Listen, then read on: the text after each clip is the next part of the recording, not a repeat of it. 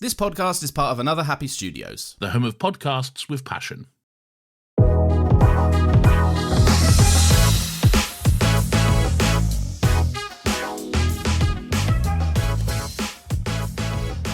Hello and welcome once again to Talking Pictures Podcast. I'm your host David and join with me as always my co-host Brian. Brian, how are you today? David, what does the I mean in robot? I don't know, because this movie came out in 2004.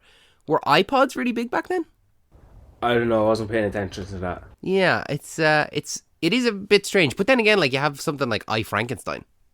I don't know what exactly the I part of it. I mean, nowadays you have iPhone, iPod, iPad. It's just anytime you put I in front of it, you assume that it's an Apple device. But not with iRobot. It has nothing to do with Apple at all. No, but it does roll off the tongue of your mouth like iRobot. You know exactly what you're thinking about when you say it. It's a little catchy, but iRobot has nothing to do with the plot of the movie, really. No. It has no meaning. No. Like, it could have just... But if it had just been Robot, that would have been a bit weird. Yeah, it would have been a bit weird. And there was another movie centered on robots came out in around the time, and that was also called just Robots. Yeah, the animated movie. Yeah, I remember one of my cousins mentioning it to me. It's like, oh, we saw Robots. Oh, you mean iRobot? How'd you see it in the cinema? Because I saw iRobot on DVD when it came out with my siblings. I think iRobot might be the first, or my first introduction to Will Smith. I was thinking the same thing. Yeah, because I was looking back over his filmography, and I was like, I don't think there's anything that I would have seen. Like, as a youngster, I don't remember seeing anything. The closest thing maybe would have been Men in Black, but I just couldn't tell you which came first. You know what? I would agree with you as well, but also what's that movie? Bad Boys. I see. I've not seen Bad Boys, so So I grew up watching Bad Boys 1 and 2. So between those two franchises plus iRobot, and then again maybe iLegend, it's in the close quarter of a few, maybe even a decade. Who knows? But to me and you, Will Smith is our generations of an actor we've known in our lifetime. You know, like to someone else's generations, Will Smith to us is what, let's say, Finn Wolfhard is to them, or Jacob Tremblay is to them, or McKenna Grace is to them. Do you know what I mean? Yeah. Like, we have the Will Smiths, the Matt Damons, the Leonardo DiCaprios, all them typical I get you, yeah. action star, whereas our parents' generations, they had Bruce Willis, Sylvester Stallone, Arnold Schwarzenegger, and all them. Do you know what I mean? Yeah, absolutely. But iRobot holds a place in my heart for nostalgia. I think rewatching this movie, I agree with you. Yeah, sorry, I should say I do agree with you. It does hold a very nostalgic place in my heart. Yeah. But rewatching it now, I'm like, this is like the perfect mid-2000s action sci-fi movie. Yeah. I'm like, it ticks all the boxes of exactly what it should be. And even though it's not a perfect movie by any stretch, I still think it's the perfect movie for what it's trying to be. I really am trying to think what other movies came out in around this time that this falls under the same category of. Like, you set a world, you have your resistant protagonist, and in a world where, let's say, in this case, robots are part of civilization, part of humanity, and they're well accepted by everyone, they can do no wrong, they cannot commit any crimes. And you have the one guy who disagrees with any of that. He takes one look at a robot and he's prejudiced against them. He's already thinking how menacing they are. They must be up to no good. Exactly. I'm the only one that can see this. When he visits someone in their home, whether it be his non-love interest, Dr. Calvin, or his grandmother, Gigi, when he sees the new NFI robot model in their house, all of a sudden the musical overtone dowers, and he's already thinking, what the hell is that thing doing here? It's like all comfort has left the room now, and he's suddenly on edge. And no, he was right to be, because there was a takeover in motion.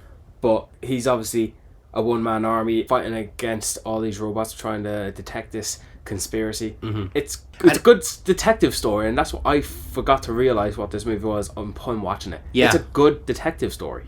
And it's not like he starts to investigate the quotations, the murder/suicide of the Doctor, and then all of a sudden he's wary of the robots. But it's like from the outset, you know, it's like him chasing that one that's just bringing the inhaler to its owner. You know, it's like straight away, it's like he just does not trust robots. Oh, he's whatsoever. full on doing parkour, trying to chase the robot. He's willing to put himself in harm's way just to get it.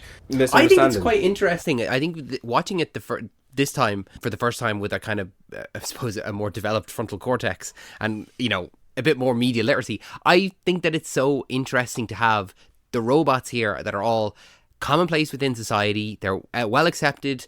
There's no problems whatsoever that anyone seems to have, except for Will Smith's character, and Will Smith's character obviously being a person of color as well, and like him looking at robots and treating them differently only because they are who they are. Like they don't control that whatsoever. They are just created. They are who they are. And yet here we have then a black detective who's prejudiced against them. Get with the times, man. It's 2035. I really thought that was interesting to like would say you cast, instead of Will Smith, cast Keanu Reeves in this role, would it still feel the same? I thought of it as an interesting element this time around. I think it would, but obviously you have to write the character different or allow the actor portray the character differently, because there's things Will Smith does that you can't expect Keanu Reeves do, and that's not just because of the colour of their skin, it's just who they are and their personalities. Like that one line, "You're a cat, I'm black, there's no way this is gonna work," like that's something you kind of expect Will Smith to say, minus the black part. But this, no, it never stood out to me, the fact that it was Will Smith, or if it was someone else like Sam Jackson or Dwayne Johnson, never stood out to me whatsoever. But that's actually interesting. It's, I think, a huge advocate for this movie would definitely use that to arm themselves as, that's another reason why this movie is so underrated and misjudged. Well, I mean, it's like the main character is a black detective, and then also his sergeant is also like, or the captain of the police precinct is also a black character. With a very common stereotype of that, wasn't it? Would you consider that? I suppose, yeah. In the likes of big black captain, yeah. Yeah. Ice Cube even said it himself in 21 Jump Street. Okay, yeah, fair. Okay, yeah. I hadn't really considered that, but by the way, right, since you brought him up, cool guy and all, you know, somewhat level-headed, definitely the voice of reason that fails to go through Will Smith's ears. But as soon as he witnesses the robot uprising, just appreciate the badass moment where big black captain pulls a big fucking shotgun and starts piling through some of those robots in slow motion, shooting through the glass. He only nicked like 2 of them, but it was just great to see, like, he gets that one moment.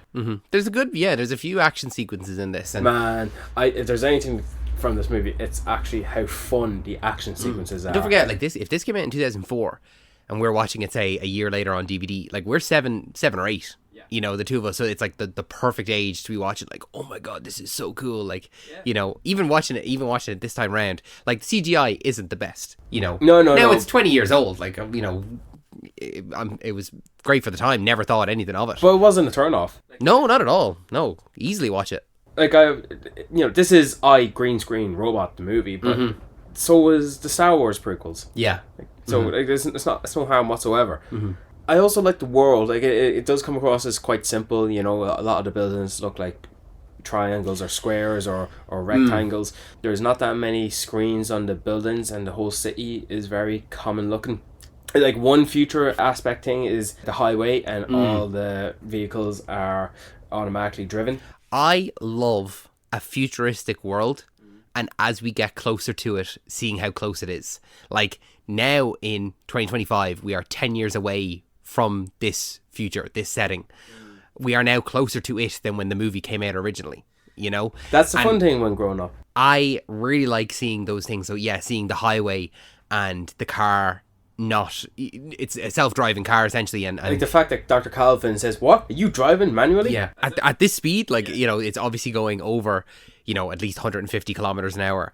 Long highways. But what I really like about it is it doesn't shy away from the fact that it's a 2004 movie.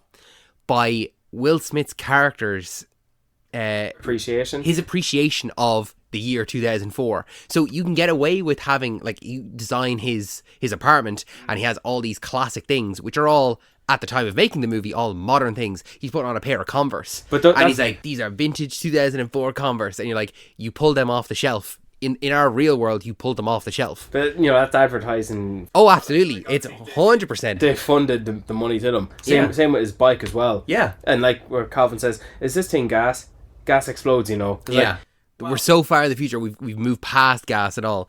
But it's one of those things. As soon as he puts the shoe up on the counter, it's okay. There's the product placement that paid for a couple of robots there, and it's one that I normally when it's and you get so in your face like that. You get Will Smith to wear them as well. Yeah, and a plot point later as well when he gets a load of oil on his shoes as well. Like it's a major point of the character, like, is that he really likes all this vintage stuff. Yeah. But I just do like that it's all vintage to the year that it was actually made. I think that is interesting. And so you can design his whole apartment to look like just a regular 2004 apartment. But, you know, as I said, how also simple the futuristic element looks around it, it does feel like all the ideas we see in this movie could possibly conjured up in our film and TV classroom. Mm-hmm. Oh, yeah. You could see any time that we had a futuristic a set short film or something like that, it was all like sleek designs and all these things. Yeah, I 100% agree with you that whoever's version of the future this was, okay, I'm going for the most basic level of futuristic stuff. There's nothing unique in this movie, really. No. And it is somewhat maybe of a guilty pleasure, but I was very eager to watch it again, and I did want to talk about it, and that's why we're talking about it now. Overall, plot, good. Interesting characters.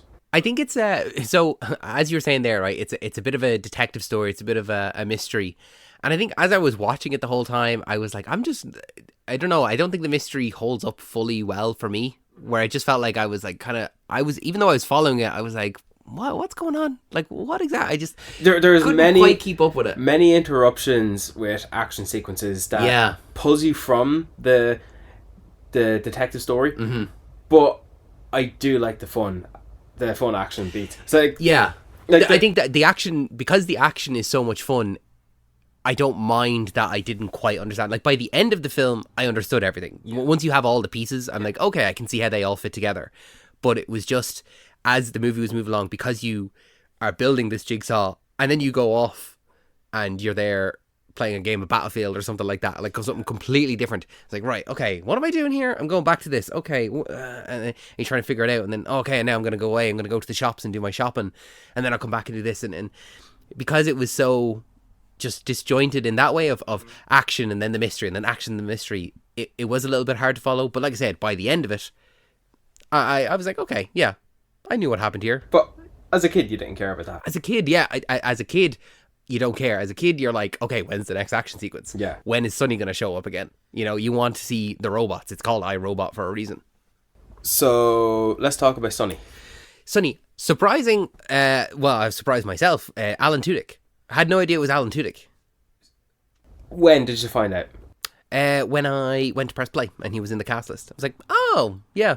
And then when I was watching it, I heard him and I was like, oh, yeah. No, I think if I hadn't have looked up or if I hadn't seen that it was him, I would have figured it out. So up until recently, just watching this movie before recording this episode for the podcast, you've only learnt that this was Alan Tudyk. Yeah. Really? Yeah. Just never something that I was like, oh, I wonder who plays Sonny in iRobot. Yeah, that was definitely something I thought to myself once before. It was years ago when I looked it up. I didn't watch the movie to see who was in the cast. No, I just looked it up and it was Alan Tudyk. It was not as obvious, I thought, because I know Alan Tudyk now these days, or at least at the time when I looked it up, and I was a little shocked to see him play someone like Sonny. I thought he was more of a quirky type of actor. Absolutely, yeah. And that's why he was more suited for other robots. He's played like K2SO in Rogue One, or most recently one of the Superman bots, Gary in Superman. And you know, I do consider him to be, you're right, like a quirky character and a voice actor, but this is very much a serious role for him. And it seems so out of the ordinary. Like when I think of him, even in live action, I know obviously he's playing a robot here, and it's not live action. I do think of him in like Dodgeball. as the Yeah. Steve the Pirate. But yeah, it's so not out of his wheelhouse or anything like that, because he does a great job as Sonny. He's doing the motion capture. He's on set with Yeah, them. but it just doesn't. It's not one that I would immediately. If you said, "Oh, name a Alan Tudyk role," I would go to K2SO before I would this, Sonny character. It's also a cool design, I think.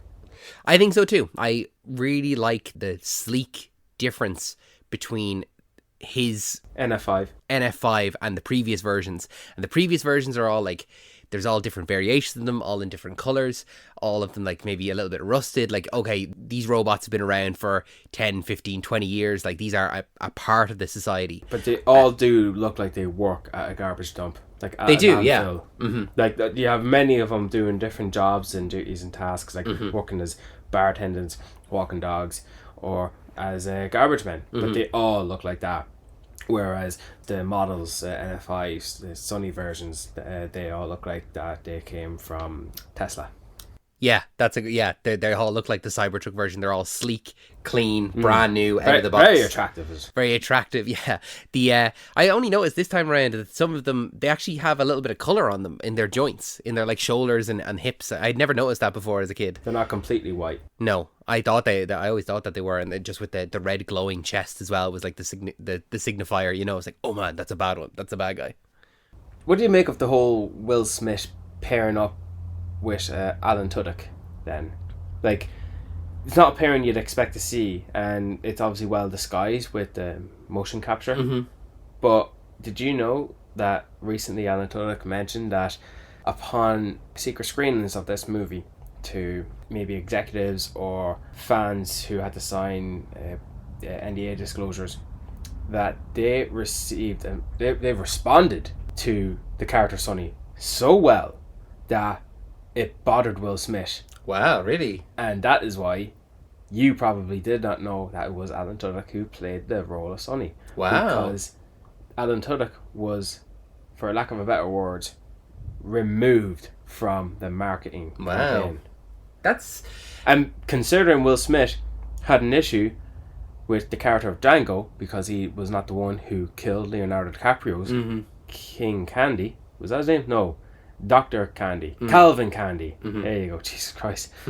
Will Smith had a problem that his character Django did not kill the main villain, if you will, in that Django movie, and so that's why he did not agree to play the role. And that similar thing with, I think, the character Neo, like he just didn't get it. So Will Smith held himself to a bit of a high regard, and he has to save the day. He has to be the hero. So to feed that ego, I do believe that Will Smith was kind of responsible for hiding Alan Tudyk from this movie. I mean, like, it's not something that I would have thought, but now that you've said it, I'm like, yeah, it's not surprising. Unfortunately, there are some actors that do have just a little bit of an ego. And what I'll always say is that you're acting, you're playing pretend. You are there pretending to be the super cool detective.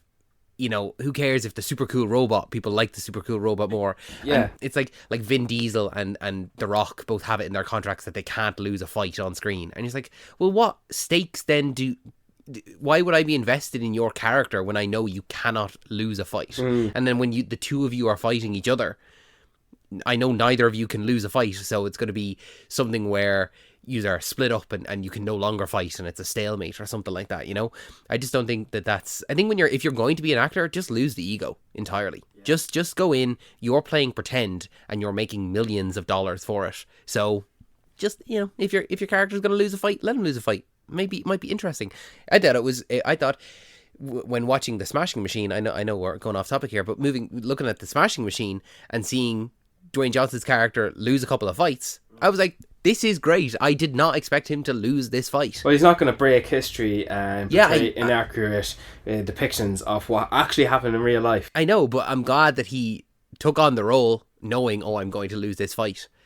Because he has the contract in other movies where he can't lose a fight. It just adds, it's good. I want to see heroes rise and fall, and sometimes you have to fall so you can rise even higher. And maybe he should just accept the fact that he has a robot in his movie that looks cool and looks badass, and the fact that he's a robot He should accept the fact that fans, maybe younger audience, kids, would be geared towards wanting to see more screen time of that character, of Sonny. Whereas Will Smith still gets to lead the story, he gets paid the millions, and he also has the majority of the action sequences anyway. He's majority of the screen time, even though it's called iRobot. There are huge portions of the movie where we're not with Sonny at all. We're even led to believe that Sonny is dead for a good portion of the film. The most best part we see of Sonny is literally in the third act. The last 20 minutes. The whole movie is Will Smith with every action sequence. Like, even the Great Escape sequence where he's running from the Transformer when it's demolishing the house. Demolishing the house. That did look like a Transformer. Yeah. But that was a great action sequence, and picking up the cash and shooting the door open, and then what's that little pose you make, the little move where you jump and both your feet kick the door open and you slide it out of the I don't know if it has it. I don't know if it has a move and a name for the move, but I know the one you're on about. Right? But like it's done many times before. And I think my favorite action sequences is in the highway, in the tunnel. I just love the whole execution of that, where he's already got everyone against him on his case of how incorrect he is in saying that the robots are behind it all. They're the cause of it, they're the problems, and no one believes him, and he's perceived as crazy. And he's just sitting back, relaxing, listening to the music while he's waiting to be sent something from Bruce Greenwood's character. And then the two, they box him in, box him in, close him in front and behind.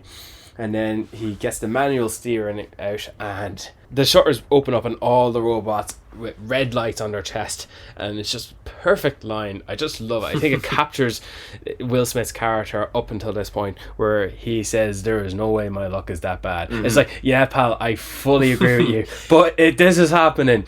And there is something about, I think, when no one believes a main character, and you are getting so frustrated. And even though, he is put into that action sequence and he has to fight all these guys off, there is kind of a little bit of a sense of relief in us as an audience going, okay, well, at least he's going to have all this evidence, and finally then the police will be on his side. But then by the end of it, that whole sequence, and there's the one robot left, and it runs away and it jumps into the fire to destroy itself. And the chief comes in, he's like talking about all the robots that are in the tunnel, and he's like, I just came up the tunnel, there's no robots at all. And it's like, no, he still has to do it. Oh, it's so tough. But it's in that fight as well that we get the reveal that Will Smith's character is part robot as well. Which I think is a great addition to his character. And it also, it recontextualizes some of the earlier scenes, because when he's waking up out of bed and he's you think that we kind of know through some slight flashbacks that we don't get the full picture of. He's caressing his chest, he's moving been his in an arms. accident, and he's exercising his arm and stuff like that. And so up until that reveal, you kind of think, oh, this is his weak arm, but no, it's the exact opposite. This is his superpowered arm that is actually essentially from his fingertips all the way up to his pectoral is robot. He's even got a new lung as well placed inside him, and so that just adds an extra layer to his character of he hates the robots, but he is part robot now. That also adds an extra layer of cool to him. Imagine that. Imagine you're a kid watching this movie. You're not paying attention to all the boring talking scenes. You're waiting for the action sequence. He's fighting off the one-armed robot he's fighting against, gets the metal bar, hits his arm, hits him again, and it reveals it's all cybernetics underneath, and then the robot looks confused. He looks back like, what? And then we're all going, I think I remembered my reaction with my siblings watching this, and we go, what is that possible? And then I think my brother said, because do you remember the water sequence? And I thought, when he surfboard the house, not quite does that water turn you into part machine? No, different thing altogether. It was a cool reveal. And you know what, I wish he hadn't have, because he sprays over, in the next scene, he sprays over where the skin was destroyed to hide it again. And I know that's probably just a budget thing. They don't want to have the metal showing through the skin. Well, it's kind of a bit realistic thing as well, because it's an inconvenience for you to live your life. Me and you would want to do it, but but I would have liked it if it had stayed there, and it would have just been a visual indicator there of this guy's having it's such a crazy time. He doesn't even have time to reassemble his arm or anything like that. I just think it would have been nice, it's just a cool thing, because even later on in the film, after he slides down the thing to Vicky and his whole arm is like destroyed. I'm like, that looks so cool. Like it just looks cool. Maybe if we're getting to the Terminator look of it, where exactly in every Terminator movie there comes a point where the skin comes off and there's a point of no return. You cannot conceal yourself because it gets to the point where your face is starting to reveal the cybernetics under your skin. But I mean, if as a kid, if he had just been walking around then with a robot arm the whole time, that would have been so much. That would have been like, oh, that's really cool. Maybe that could have been something that if he was worried about not appearing as cool as Sonny, or if people liking Sonny more, it's like, give yourself a robot arm, man. That's cool. That is fucking cool. As an 8-year-old, as a 28-year-old, that's cool. I didn't think about that for this, but I did think about that for Mark Hamill returning as Luke Skywalker in the Star Wars sequels. Yeah. That he's just got a robot hand. Just a robot hand. That's so cool. It is fucking It's a cool. great character design. It is. Yeah, he raises the hood up, and by doing so, you see, like, you have a fresh generation of audience being reintroduced for the first time of Luke Skywalker. And you might have heard the character, but you don't know who he is. And you see he's got a metal hand.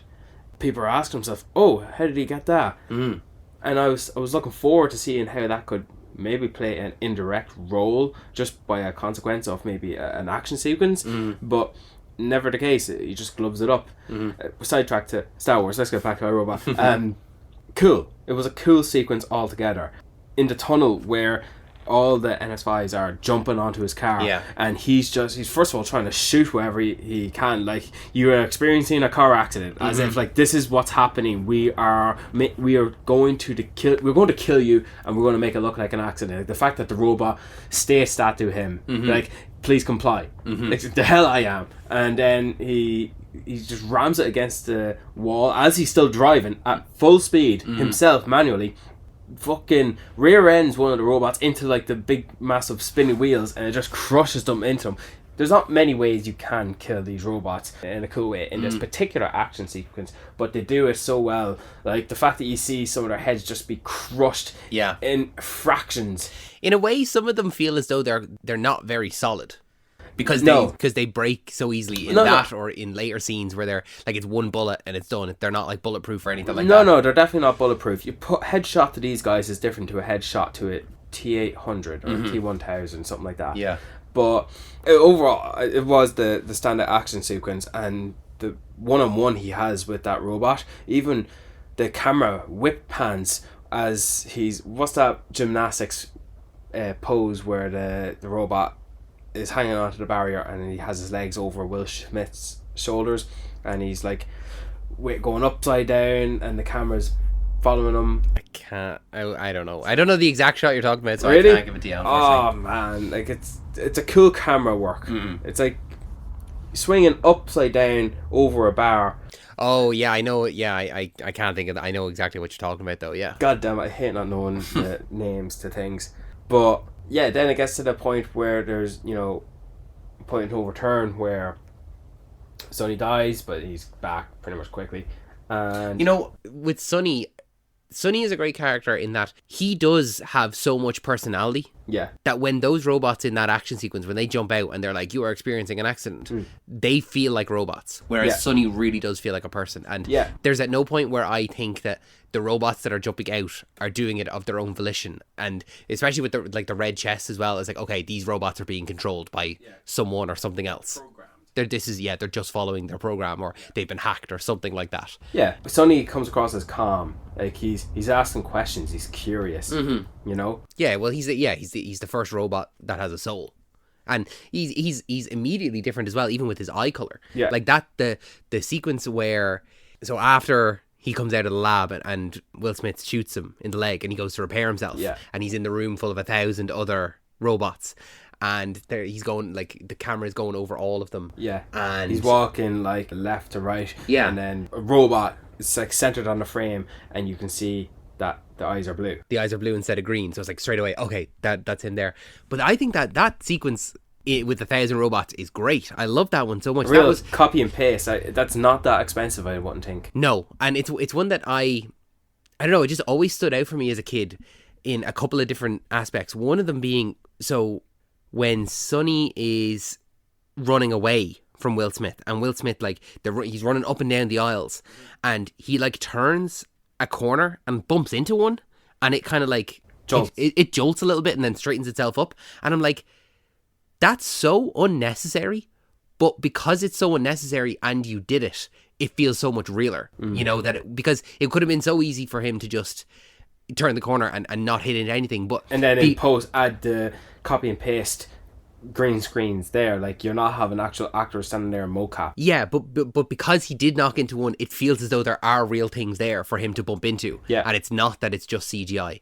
And then the other moment, and I always remember this as a kid, like, it's one of the first things I think about, when he's trying to figure out which one is Sonny, and he has the gun up against the head, Yeah. and just down, like, I mean, I'd say maybe 50 down the line, you see Sonny just peek out and then back in, and it's just that slight movement, and then Wills was like, gotcha, and then he's right down for him, and I'm like, oh, that's such a, I just find that one little moment of this robot wasn't able to be a robot for too long, like, he had to check, he had to see where he was, you know, and it's a really human aspect of a robot. It's a cool visual cue as well, because you even hear him move, you hear the noise. Yeah, it's just, yeah, there's like the gears or something like that. Yeah. It's very cool. And do you know what, when he shoots that random robot just standing there, command confirm, no robot will move, and Calvin runs to the robot, she says no, as if, what have you done, you've killed this robot, as if he killed a person.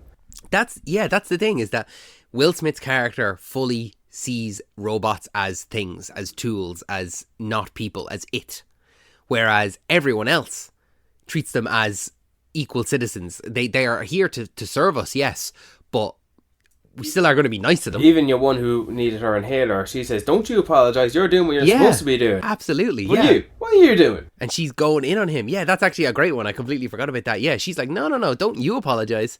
And, like, it's just, I mean, it's the same as you saying to your Google Home, you know, play this song. So, oh, I'm sorry, I can't find that right now. And it's like, why are you apologising? Like, you know, it's... I always say please and thank you when using ChatGPT. Yeah, you know, with ChatGPT... Yeah. Man, that clanker. Why? No, I used to say please and thank you to my Google, but I don't say it anymore. No? No. Okay. Because, you know, I think when the robot revolution comes, I don't think they're really going to consider that. I don't think they're going to consider the please and thank yous. No? No. But you know what? Just the fact that you brought up ChatGPT, I think it's important to say, we don't use any kind of AI or ChatGPT when it comes to Talking Pictures podcast. This is all us. So we won't, I don't think, well, I assume that we won't. I have no plans to. I have been watching so many TikToks these days that if it's a dog or a cat saving a baby from something in their house collapsing, or something that looks so cool and honest, I just go in the comments and I see a load of messages saying AI. Yeah. That's AI. Can't fake that. That's 100% AI. And it's like, grand, so I'm just going to watch less and less of these because the awe and wonder and cute aspect of watching something so nice is just being ripped away by selfish humans. Yeah, and you know what? It's at this point now where AI is, it's very difficult. It's not very difficult, but there are sometimes I'm watching something and it takes me a couple of seconds to go, oh wait, this is AI, and then to stop watching it because I don't want to watch AI created stuff. No. Like I just don't like doing that at all. So yeah, just wanted to put that out there that there is no AI used in the making of Talking Pictures podcast. So if that's something that you're concerned about, then you don't need to worry about it anymore. But back to the movie iRobot. Even Will Smith is he is anti-AI in the same way that people are now with the film industry, because there's that moment where he's talking to Bruce Greenwood's character and he's talking about the commercial and he's like, what you should have is a carpenter making a chair, and then have a robot do it, way quicker and way better chair, and then say robots shitting on the little guy.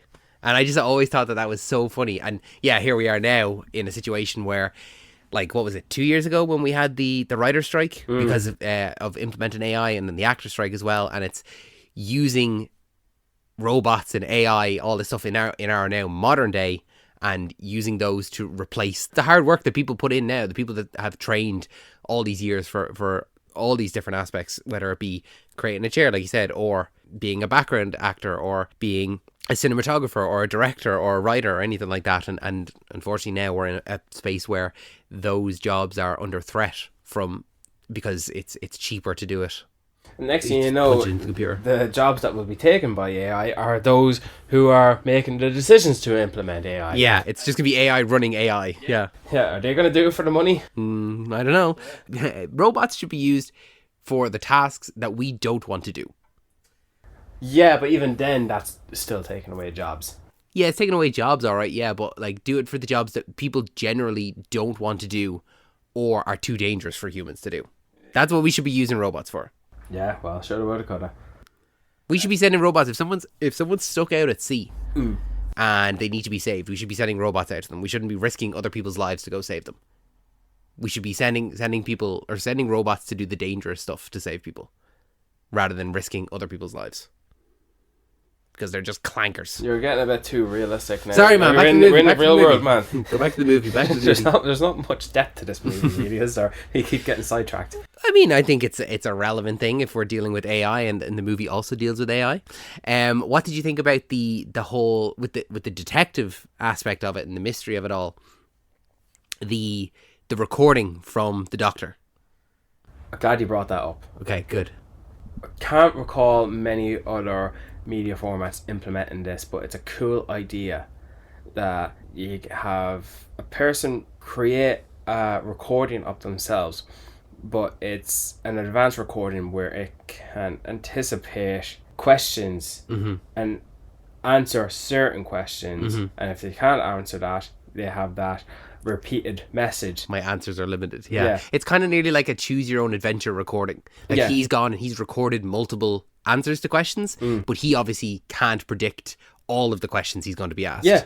And so, if he ever encounters we can't answer this, then he gives that the generic response. Yeah, but he only opens the little device twice. Yeah, I thought it was more times. In my memory, he opened it a few times. Yeah, it's only twice. Just once upon the initial death, and then again when he's followed the breadcrumbs. And I think in my memory, because we talked about this not too long ago in one of our episodes, I can't remember. It was in the Black Phone.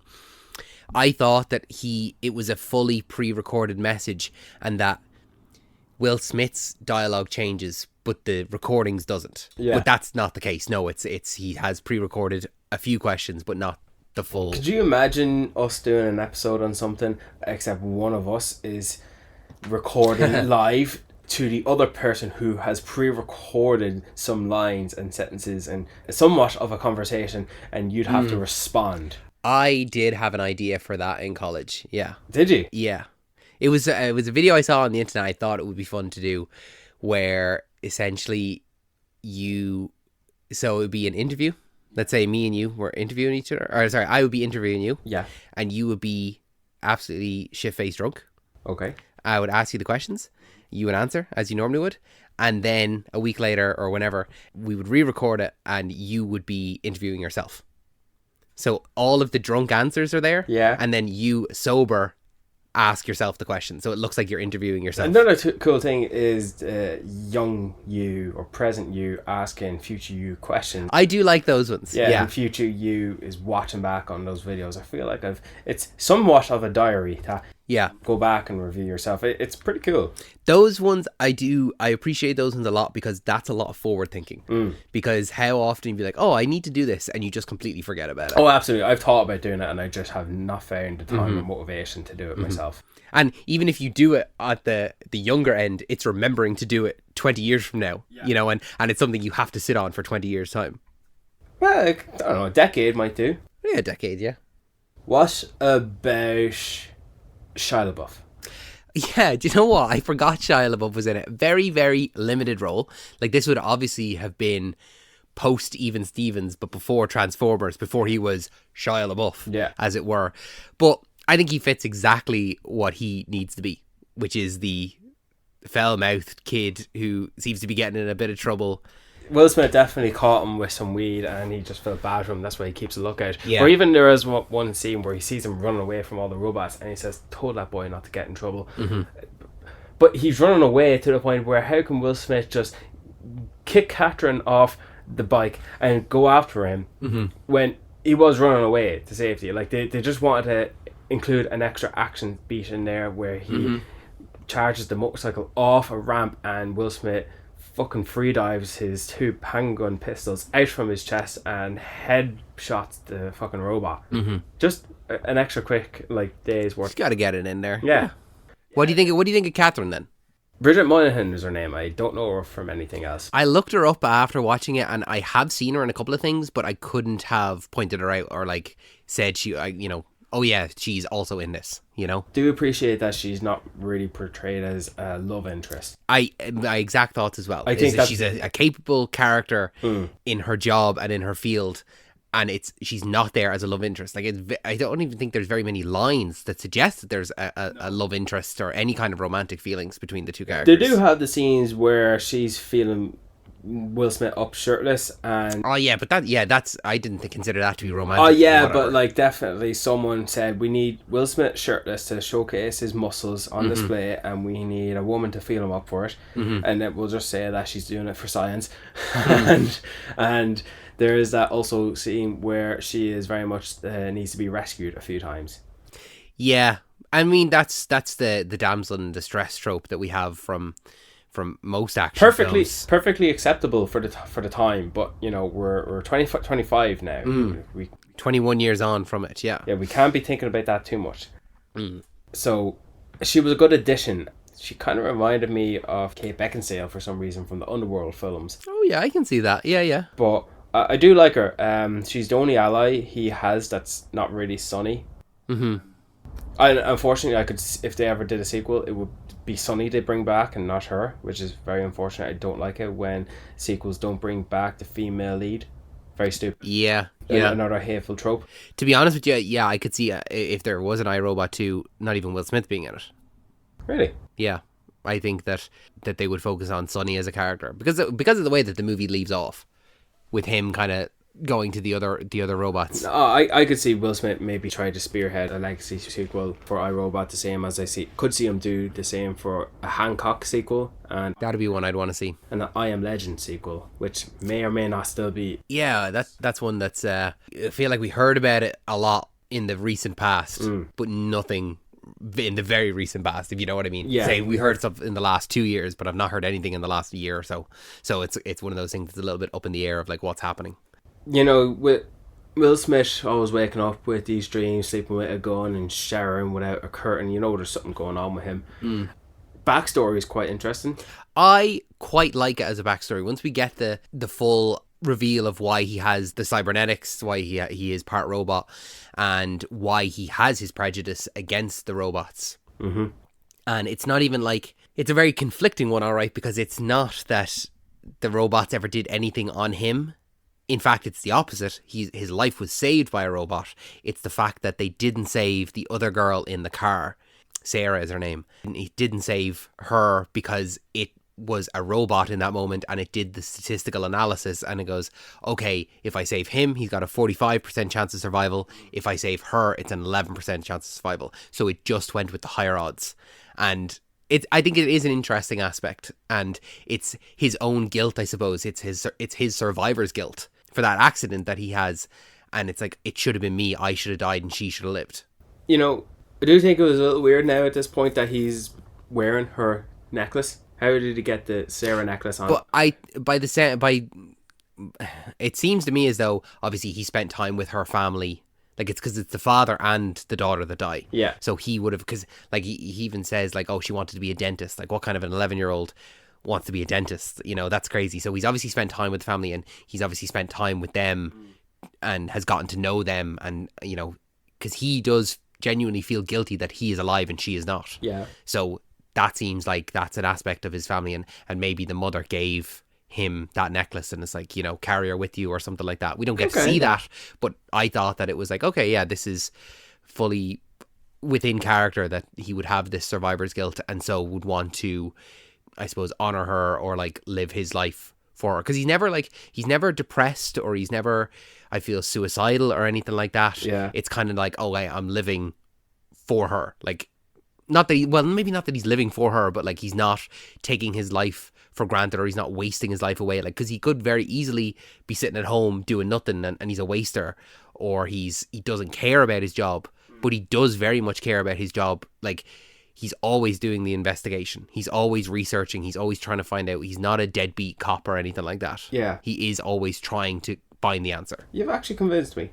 Yeah. Really? Yeah. Good. Yeah, actually. Like, it's not as if I've gone most of my life thinking that was a bit weird. It was only upon watching it recently that made me think that. But no, that's actually feels you've normalized it now. But there is a bit of growth with him. I'm not talking about him accepting Sonny, who is a robot. There was also the fact that he calls James Cromwell's character some old guy who died, and he's corrected by Catherine, who's not just some old guy. And yet his captain says some old guy, and then he says, hey, he's not some old guy. You know, and we obviously get a bit of exploration that he knew him.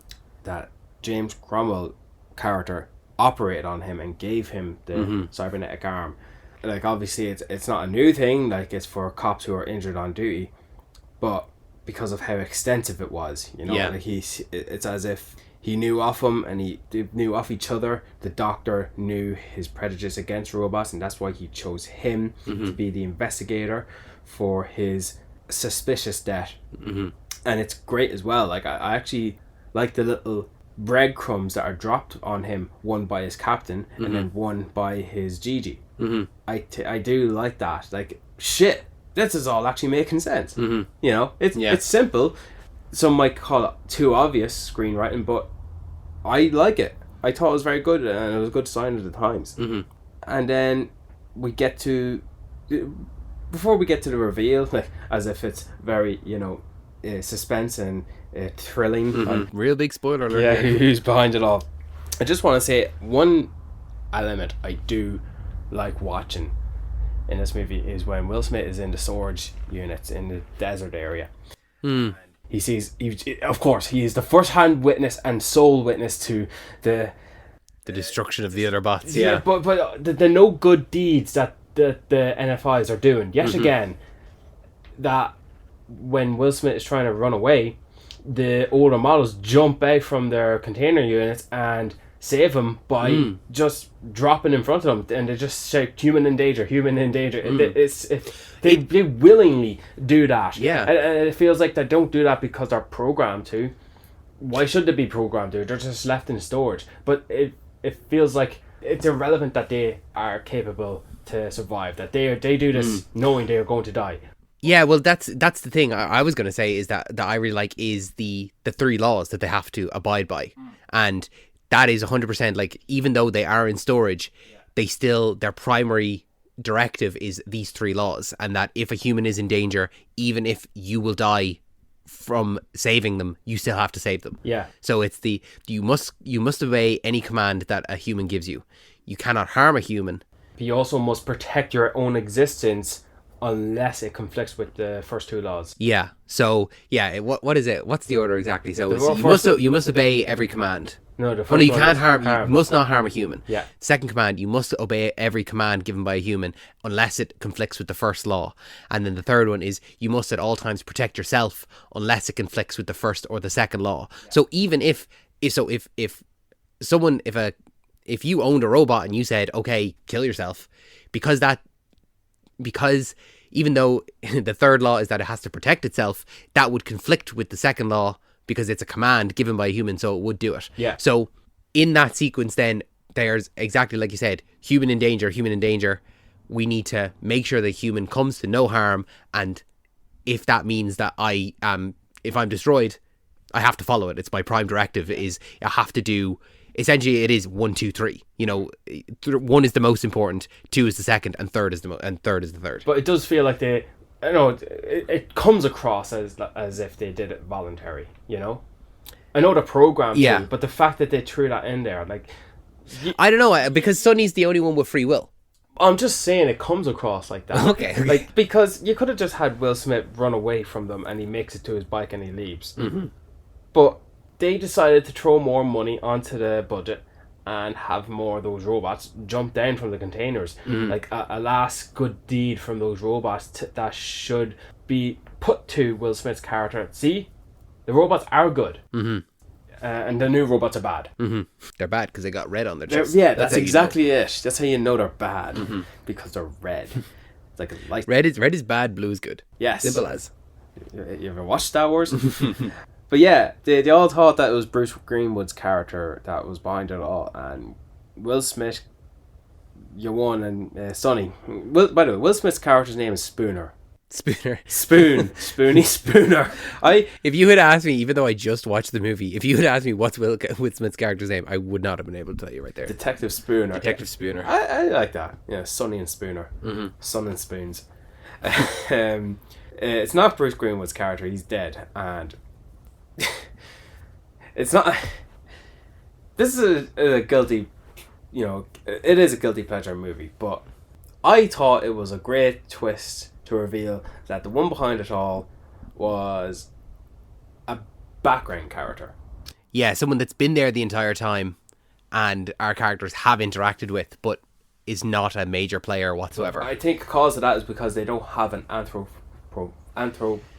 what's the name? Anthropomorphic. Yeah, they don't have a physical body within the world. Yeah. That's fair. I thought when rewatching it this time, I was like, okay, this is interesting. This is very much Ultron in Avengers Age of Ultron. Now, obviously, this came first. Yeah. But watching it now, I completely understand her reasoning in that the way that she views the three laws has evolved. In that the best way to save the most humans is by destroying some humans. The needs of the many outweigh the needs of the few. That is definitely happened in multiple different movies, and it's not even necessarily robots or AI. There's multiple different movies where that's present. Yeah, where humans are incapable. The alien movies are guilty of doing something like that as well. Even the recent one in Alien Romulus, where the Ian Holm, Rook, I think. Yeah, that one. He was a believer of that philosophy. So there you go. That's another example. Vicky, the square. The square woman. Who plays Vicky? Do we know? No, I don't know. No, look it up and see. But cool design. I like. Then we're in the final action sequence of it, where Sonny gives the wink to.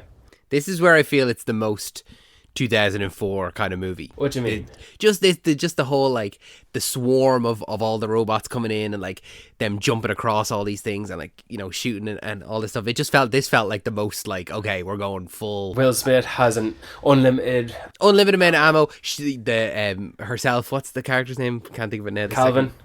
Yeah, when she like the fact that she's never really shot a gun before, but yeah, here she is getting all these headshots. Yeah. No, I thought that it was this is when, to me, it felt like the most. But Will Smith has got all those action bits in that scene. You have a swarm of those robots smashing in. A very unrealistic way it happened because just all gang up on him. Vicky's played by an actress called Fiona Hogan, and I can tell you that I have not seen anything else that she's been in. But Sonny, he doesn't get like a great action sequence against a swarm of those robots, and I don't know if that's something to do with Will Smith implementing that, so only the spotlight is on Will Smith, but Sonny does have a cool little moment or a sequence where he takes on a few of those NFIs one-on-one. Like he kills them in such creative ways, and he does them so quick. It's as if it's upon instinct. Yeah, it's that fight especially that makes me think, oh, these guys aren't. They feel like they're nearly made of paper. Now, obviously, it's because Sonny he's made slightly differently. Like he's made with a stronger alloy, as he says a little bit later on. But it does feel as though he like just crumples them. They crumple to paper. He smashes one against the laser thing. I don't know what the hell that is, and he's just half his body's gone. He elbows. What's the? I don't know the fucking name of the moves. I don't know fight moves either, man.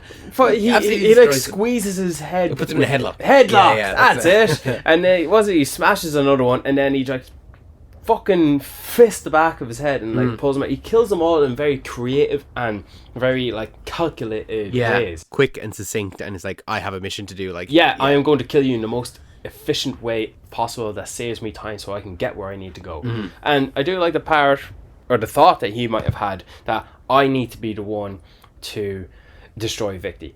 I need to be the one to inject the nanites because I am the most efficient to do it. But no, Will Smith has to save the day. But I did get a few goosebumps when that like shot of Will Smith shouting, "Save her, save the girl."